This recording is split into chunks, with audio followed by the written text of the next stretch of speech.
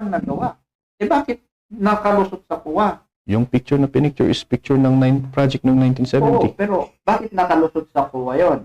Yeah. Na pera-pera lang yan. Kasi sa akin, na mag-liquidate ng 40,000 sa MOOE, aba eh, 40,000 lang, ganyang papel yung isa mo. Yun nga. And how come na may nakakalusot pa rin? Tapos, may sasabihin pa doon na ibabalik sa'yo na kailangan mong gawin to, kailangan mong gawin yan. Right. Make it that thick.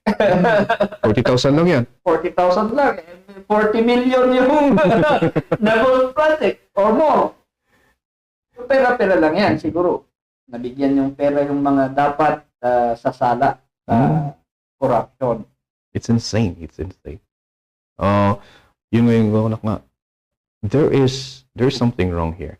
And the system needs to be, hindi change eh. The total hindi improve. It's total change eh. Total overhaul. For me, we should stop that kind of thinking na kapag mali, change the system. No.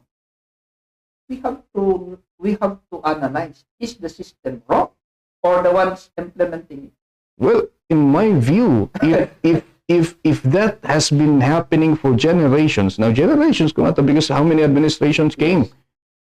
The system needs to change. It will go back to us as teachers. What have we been teaching these people? I don't know.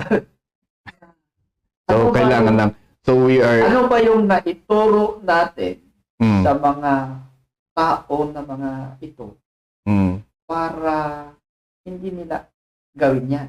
So, we're still going back on teaching the child about their accountability on their action, which is we cannot do now because... Or maybe,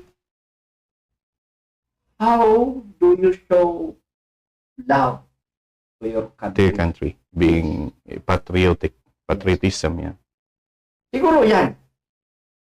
Ang mali sa atin competency yung sinasabi natin Pero ang puntos ko dito, lahat yung mga nilalagay nila dyan, mga privately educated individuals. Right?